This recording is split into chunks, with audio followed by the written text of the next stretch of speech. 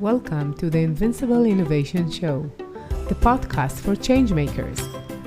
Each week, I talk to the most fascinating entrepreneurs and innovation leaders about innovation, strategy, and design. Hey everyone, welcome to a talk about the human connection during COVID as leaders are looking for new leadership tactics and alternative methods for connecting with and motivating their teams.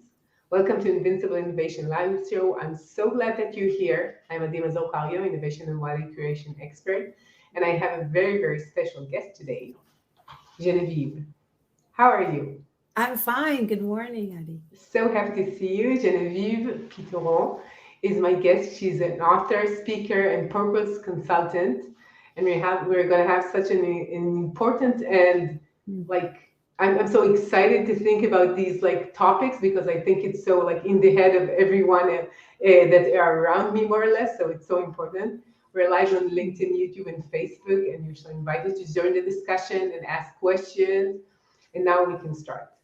So how can leaders restore the human connection to their teams and their lives actually after so many years, 2 years working remote and everybody's in their own business and in their own offices? It's so true. It's been such a crazy 2 years. We've been so scattered, right? We haven't been connected. We've been disconnected, and it's lonely, and it's been proven difficult now to figure out how to come back together at work, right? Do we go in? Do we not go in? Some people are a little more afraid. Some people are ready to go. But I think everyone agrees that we do want to find some kind of a space where we all are comfortable because we know we want to move forward and we want to move forward together. And I think in the human connection, the piece that's the most important right now is listening, but not just hearing, listening with emotion for leaders, for friends, for family, because we've all been through a different experience in the last 2 years. Some people have lost family and friends. Some people have lost jobs, financial security. So many things have happened. And there, of course, have been joys, there have been births, and there have been celebrations, and there have been, weddings and unions and things. So I think all of those things I said and more are emotionally packed.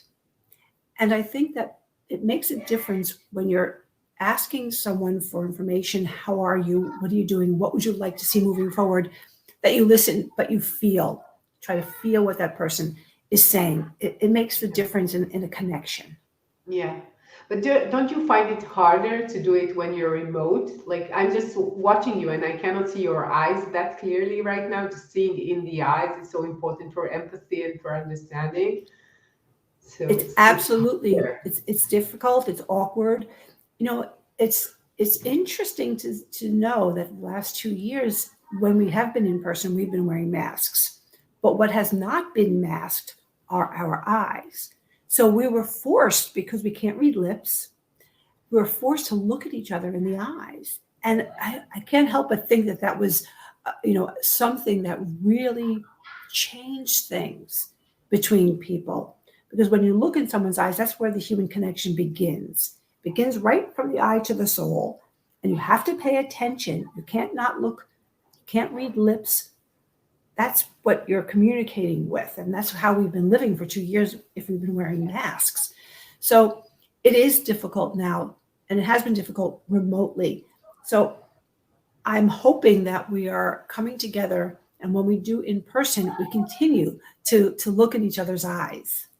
Yeah, and it's more than just looking. You need to really, look deeply in order to really empathize and to communicate.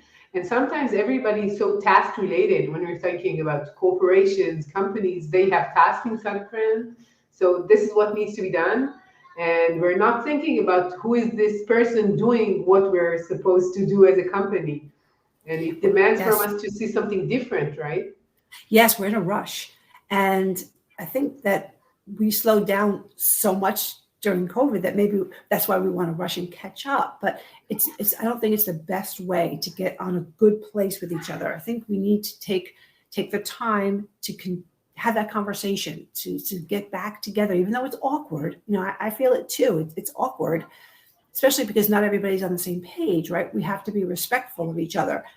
But I think we have to take a breath, look, see each other, ask questions, ask about your story, how are you doing, and really listen with that emotion. And then instead of hearing them and preparing what you want to say next, just listen and then respond. Like it seems like this is a new requirement or demand from Yeah. leaders and managers. They're not used to doing so. So it means that because we're so apart, we need to be more connected in a sense. And I'm not sure that everybody knows how to do it. Right. We don't. We're all learning again. We're all learning a new way. But we see with a lot of the divide in the going back to work scenario that it's really the only way we can be on the same page. So we need to, and leaders are learning how to lead in a new way, right? More heartfelt, more compassionate, more patient. They're a leader, not a boss. You can't really come back and say, do it this way. There's only one way, my way, because it's not working. We see evidence already. It's not working. So what do you think has changed for the employees in that sense? That they're not willing to work, and it's not only working remote and having your own time and not doing commuting. It's not only that. What's really changed in their minds that they need a certain way of leadership? Well, I think in the last 2 years, the number one feeling we've all come away with is what's meaningful in my life? What was my life like? Would I return to it? Was it purposeful? Did I really enjoy it? Did I really feel full of joy doing what I was doing? That's a lot of time every day to spend at work. And I think we accepted it before the pandemic just because that's the way it was. But because we were forced into isolation and we were forced to just be alone and had that fear of, am I going to lose that? I think we came to grips with, if I lost that, is it a big loss? Besides the financial loss, which of course has to be considered, I think we've all been put into that position of what would I really want the rest of my life to look like? And I think that's where people are coming from when we're figuring out how to go back to work. Yeah, how to be efficient as I was, but still feeling purposeful in what I'm doing. That's it. Exactly. Yeah, and sometimes like when you question yourself, you have new answers in new questions. And I guess that both managers and employees and leaders of companies have the same questions again and again. And it's like when we're talking about going back, we're all talking about the technical part of remote working, hybrid, same desks, different desks. Like these are like the technical parts of working together. But actually communicating and understanding each other is so much more important, right? Than Yes. what we were usually talking about, like remote working, remote project management, and like how could we do that better? Right. And it has to be a shared conversation. I don't think any leader is going to be successful if he or she is forcing something on everyone without taking into consideration a conversation. I'm not saying the leader can't make decisions based upon what's the best, but it's not just their goal anymore. Yes, they're responsible for the bottom line. And I think leaders returning have that first and foremost in their mind. But I am responsible for this company's success. I'm responsible for the bottom line. And I don't see how we're going to do it any other way than how we did it before. I understand that. I think some leaders are feeling that. While the other side, you have employees saying, I can choose a different thing now. I can voice my opinion. I think we are the majority, the workers, and we want to have a say in this. So I think the coming together is tricky, but definitely will lend itself to people being invested in the company, wanting to be there, understanding the purpose of the company, understanding the leaders' role and their role, feeling like they're making a difference. That's what people want to do. They want to feel like they're making a difference. Yeah, and they want to know that they're working in the right company. So the goals of the Exactly. company and their own like goals and aspirations and what they want to do in the world need to match. And if not, it cannot live together anymore. Goals and values. Yeah. Yes, we have a lot on the table now. We've been talking a lot in the last 2 years and even beyond and moving forward. There are a lot of topics that need to be spoken and talked about. And it's important. It's important to everyone that we do that. And it's important that your employees are on the same team as you are, as a company is. Yeah, I think that sometimes there is like a superficial talk, like like employer branding or the way that the employer is perceived, and it's only for for the PR. But Right. actually, the people inside working days or months or years in this company, they want to know that this company is doing good things in the world, and Right. they Walking the relate. talk. Yeah, and they relate to the essence of the values of what they present. And if not, it's so hard. You see it in lots of tech companies, and I think it's not only there, but it's so obvious there that they're asking, like, is this the right path that I want to take with this company in this way, right? Right. We've had 2 years to assess everything in our lives, personally and professionally. Leaders too. Leaders can make a change. They've been thinking the same thing. That is this how I want this company to move? Maybe they want to change the direction. Maybe they feel more strongly about something. Maybe they want to change companies too. We've all been assessing every part of our lives in the last 2 years. Yeah, I know that many people change jobs and they went to another direction and changed the way they live and where they live. And I know that I think that I heard that this is the biggest migration movement since the stage of like the hunt for the gold in the US. This is what I heard. So it makes sense that everything would change because in the past we went to the office each day, more or less. Yeah. And Mhm. that's it. Like we met in the office, we saw each other. And for me, I could tell you that usually I went to my clients and came back. So this is where I work most of my days. But right now it's like 99% here. Mhm. And especially when I'm starting something new, and I think it's the same thing for new employees, the experience is so important just to understand who is against who, what is like how it goes here, what's Mhm. going on in this company. And it's so hard to do it remotely. Just to understand who Yes. calls the shots, what are the politics in the company, right? So just to Yes. understand that. It's very important to spend time together physically. It really is, and I don't think that we'll get away from that 100%. I think everyone wants some time together because this collaboration, like you said, it's so different in person. You get to know people, you bond with people. We want to be with people that we like and that we want to bond with.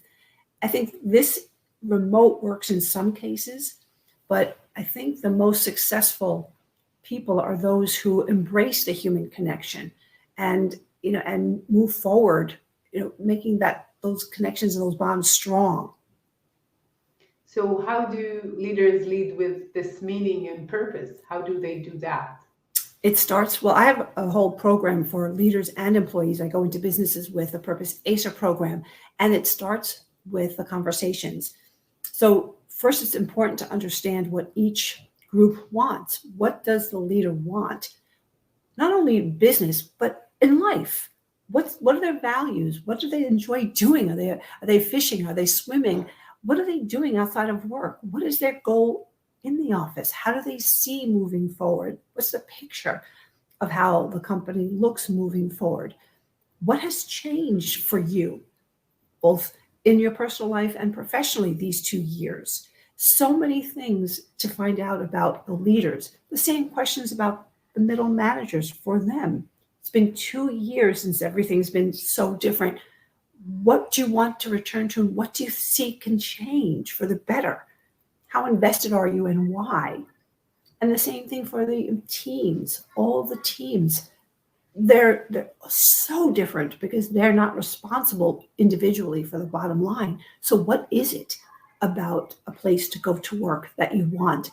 What did you like about this? What did you not like about this? What's your investment level? And what are some ideas you have?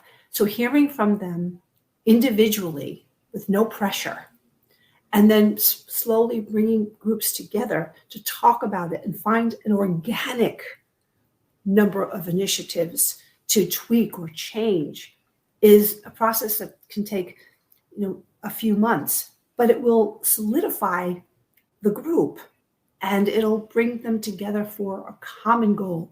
And there's nothing more powerful than rallying for each other, not just when the boss is around, not just when the leader is there, but each other, just to be there to support each other and to understand how you've changed in the last 2 years and what's changed. And hopefully all ends up with those who really want to be there are there. And there's a plan for their growth, personal development, training. There's an understanding of what's expected of the company and a statement, like you said earlier, of the values and the purpose that is seen by the community, and that there's a contribution that there's evidence of for people to say, I trust you, because that's what companies want. They want to be trusted. Yeah, I think that what you're saying, this kind of a conversation or a discussion requires trust between the employees and their managers, between the managers and the C-level.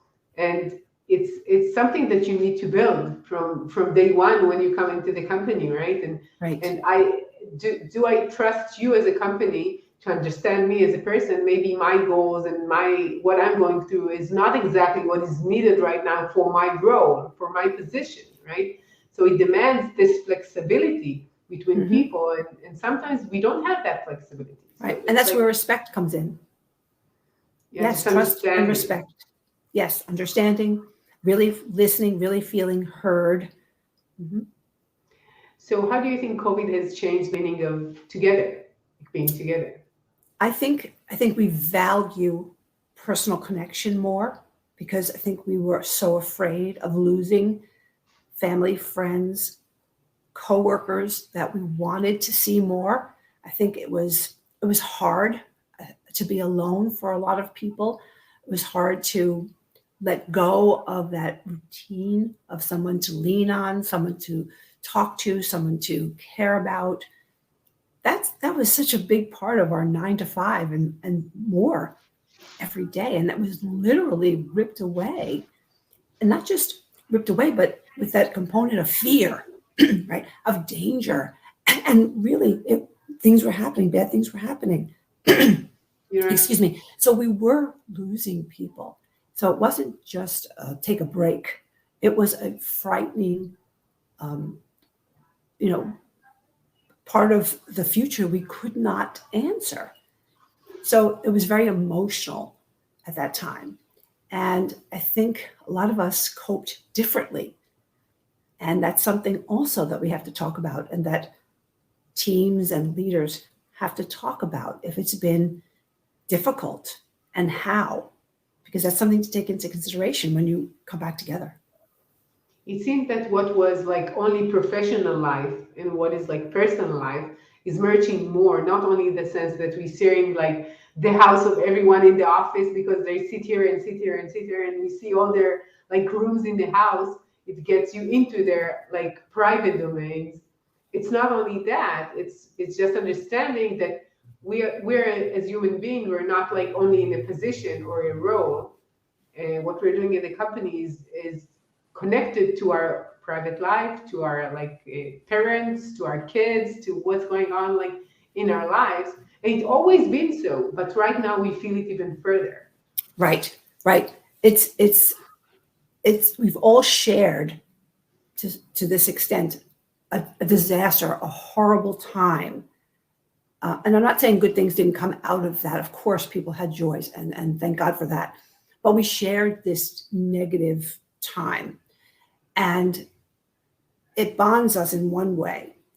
But because people had different reactions and came through differently and went through things differently, that's the part that matters. Because it's not enough to say, we've all been there. No, you haven't lost what I've lost. You haven't seen the success I've seen, you haven't lost your financial, security. I have. So it's very different, even though we have all been through the same physical changes in the world. Yeah.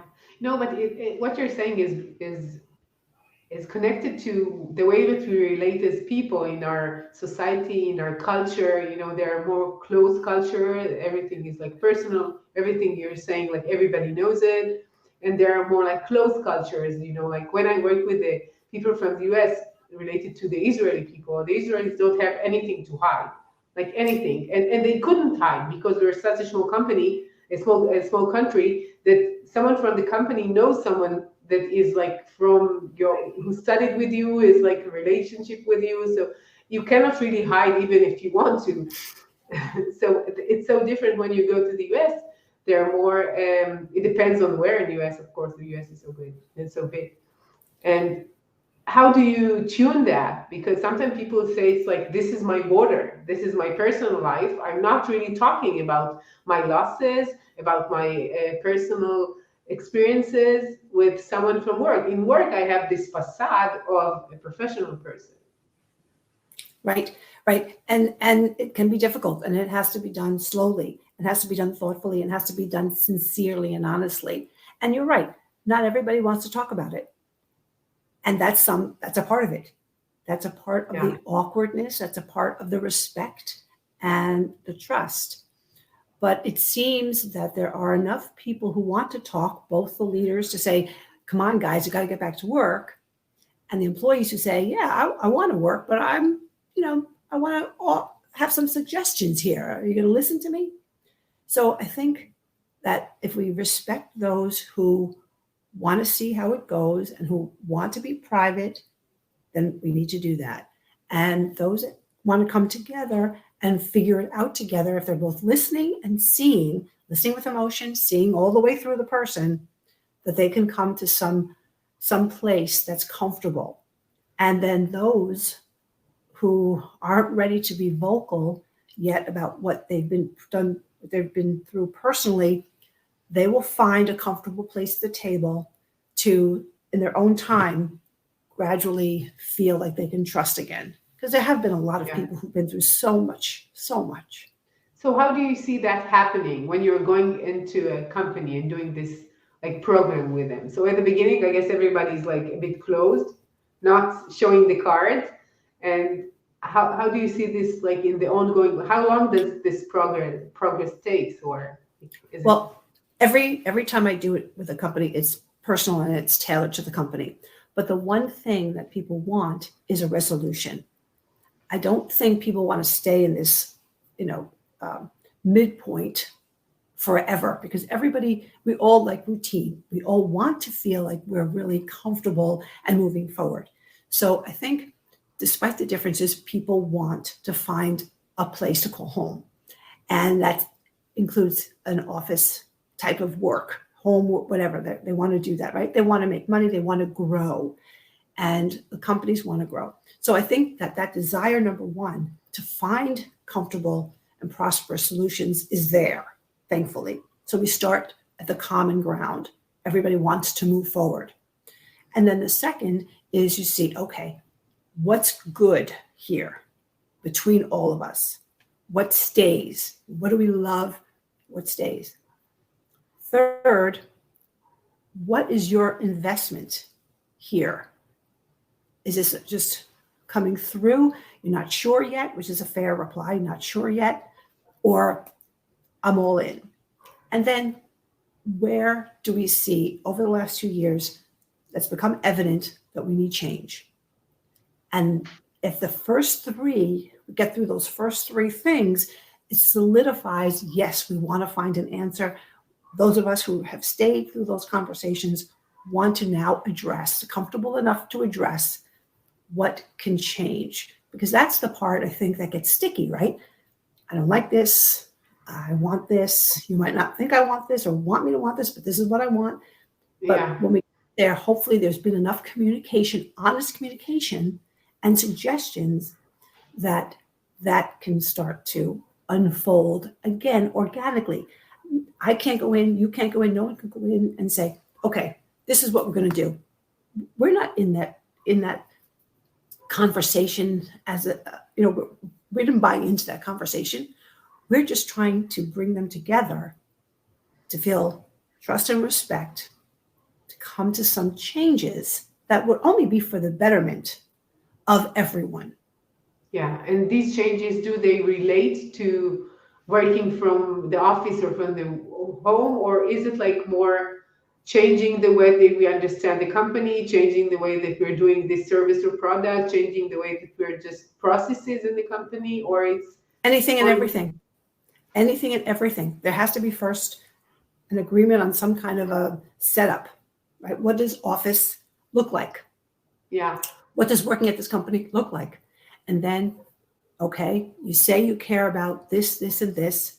Where's the communication? Where's our evidence? Let's work on that. Is that really what we want to contribute? Is that what the company stands for? What other values are important to the company? Because this is what's important to us. And I want to feel that alignment between me working here and the company and its public, appearance. So where is that communicated, and what do you believe in, and how do you give back, and how are you part of the community? Where's evidence of that? Let's really do something, not just say this. So it can be any change that anyone in the conversation suggests. It seems to me that there is like more power to the side of the employees than it was before.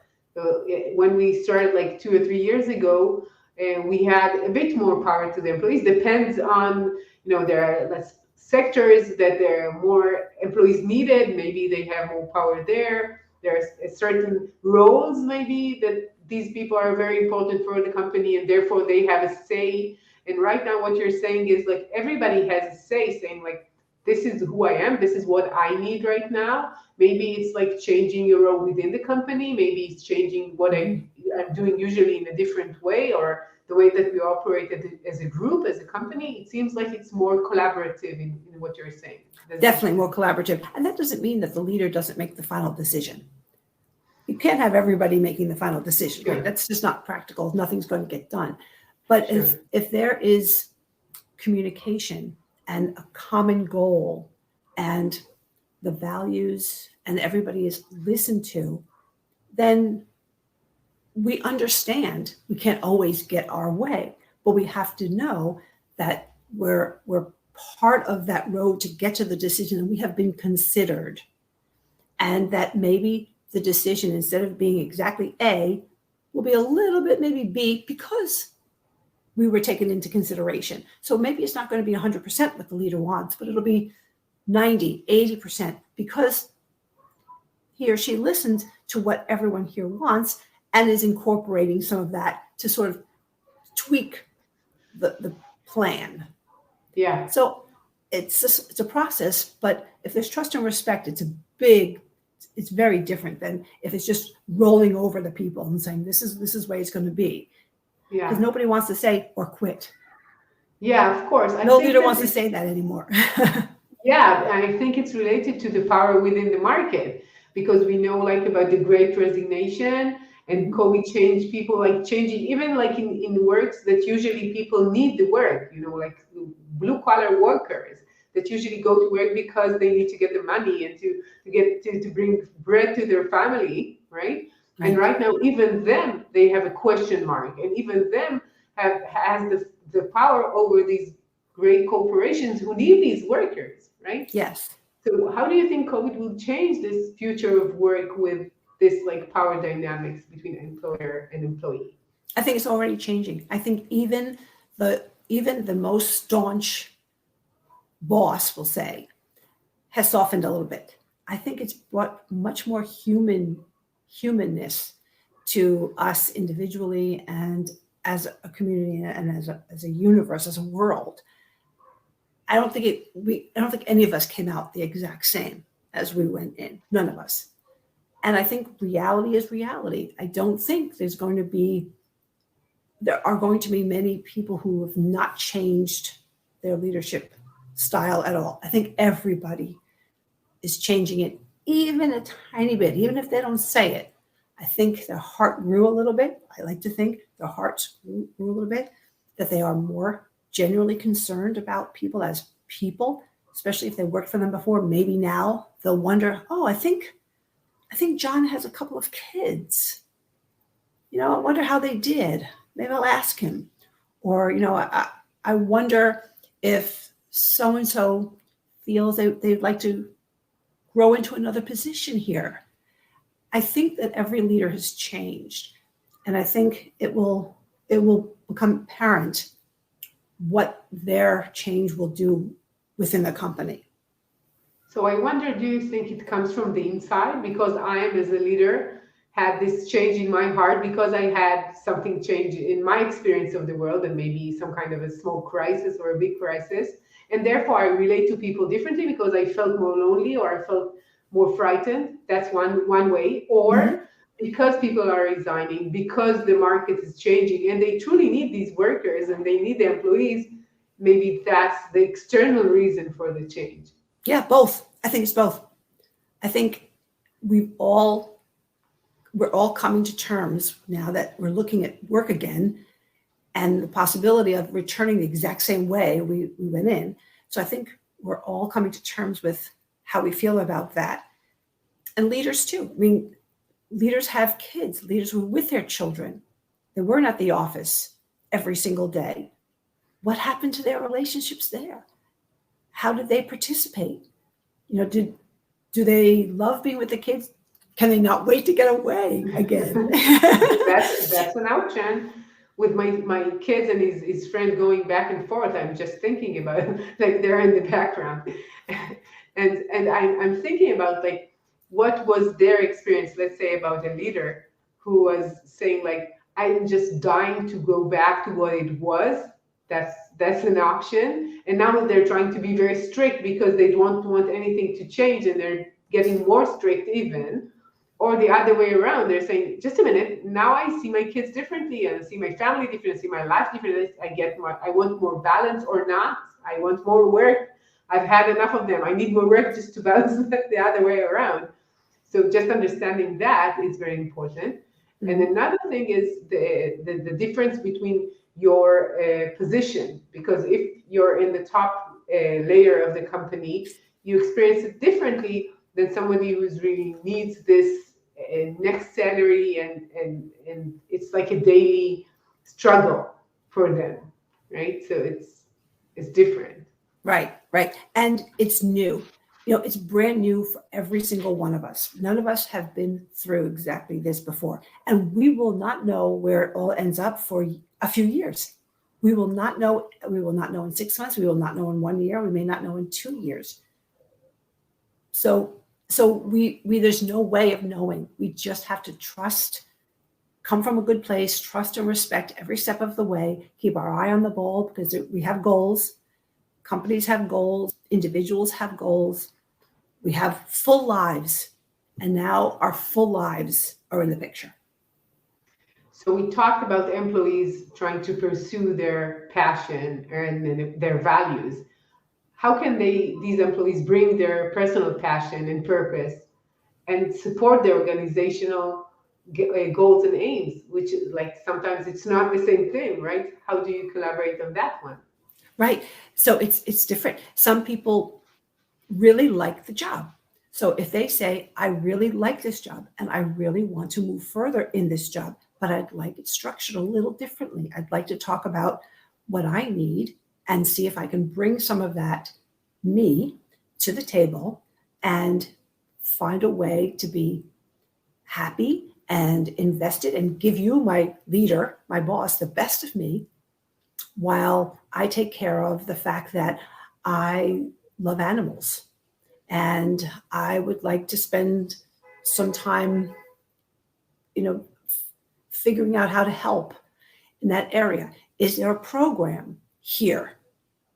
Is there a program in this company set up where we can choose our own nonprofit or our own give back in the community that's supported by the company? Can we incorporate that? A lot of companies have already done that, have given their employees some time, and have matched anything raised for each person's individual passion. And that's great. So if it's not that they're at your company, maybe that's something that would change how you feel about where you work. So there might be a way to figure all that in. Maybe there's a group of individuals who like to play softball at the company. Are you going to be able to take every Friday off and go play softball? Probably not. However, does the company give back to any children in the community? Could there be some company-wide softball game with the children? That's how you give to the community. And you do that once a month for a few hours in the afternoon. There are so many ways I can't begin to tell you because I'm not every one of those employees. But let's hear. Maybe somebody's a great golfer. Maybe every Friday there's a 2-hour lunch, and maybe you want to teach golf for 2 hours. Go into the conference room. Anybody wants to learn to play golf? Jenny's going to teach golf in the conference room on Friday, and then next Friday maybe somebody is going to, teach how to play an instrument. There's so many ways to suggest, and some work and some won't, but there's a good chance that it would be a fun process that brings people closer and makes them feel just better, gives the company more because they are given that freedom. Yeah, it seems like you need to see the person as a whole and not through the title on his card. And you need to see that people want to pursue something or to utilize some of their skills and talents and not only doing exactly what is needed. And sometimes as a company, you earn even more when they're engaged in that. Exactly. Okay, we're almost done. So I'm so eager to hear what's your number one tip for leaders these days? Well, it's something I learned. When I started, I jumped off the corporate ladder because I had a moment where I heard a voice in me say, if this is the next 30 years of your life, is this enough? And I realized I was missing some of the very important things that I wanted in my life. One of those was children. So I went to visit shelters and I saw children sleeping in their clothes, and I brought pajamas. And a little girl asked me, what are pajamas? She was in an emergency shelter, and that changed everything in my life. So I grew Pajama Program, which is now national, 22 years old. Wow. I can't tell you how many people, it takes a lot of people. That's my point here, watch. Yeah. So a lot of people, and I used to think too, look at the people who are doing these amazing things, the power of one. People used to say that to me, the power of one. You had one idea, you're one person.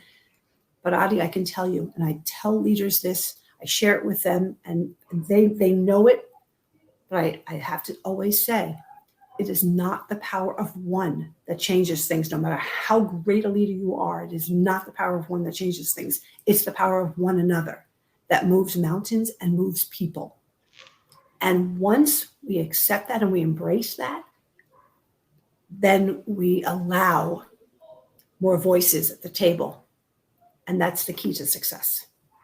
I see. That's a great story, and I saw before we talked, I just I did some of the research on you, and I saw that you've been to Oprah, which is wow, and I know that most people when they think about some kind of a peak in their life is going to Oprah, right? It's one of surely if you're American. And I'm asking you, do you see it something as extraordinary or just another way to push yourself forward, another motivation on the way, and you're continuing afterwards? It was definitely a high, and it definitely changed things for the better. There really is the O effect that they talk about. It will always be a highlight in my life because I feel she really listens to people. She really listened to me. She really supported what I was doing. And for all the years I've watched her and seen and read, she supports people, generally, all people and all voices.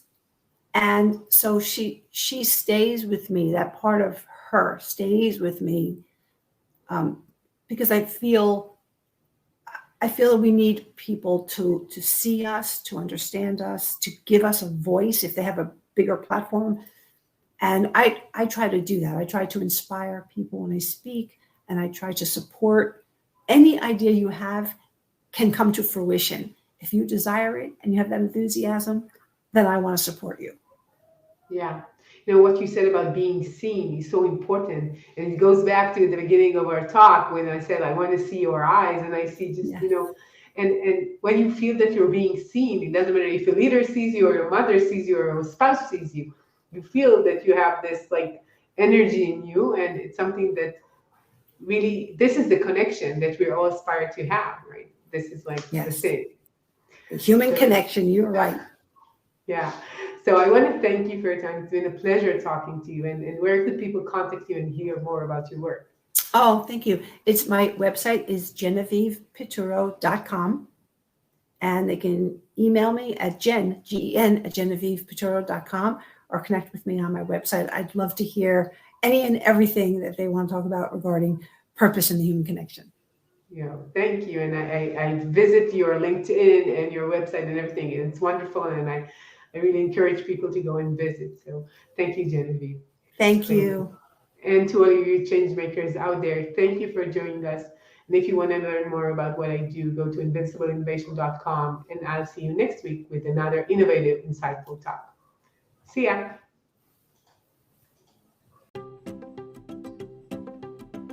I'm Mazor Kario, and you've been listening to the Invincible Innovation Podcast. Make sure to visit our website, invincibleinnovation.com, where you can learn more about our programs and my book, Innovating Through Chaos. I'll be waiting for you next week in our next episode. Thank you for listening.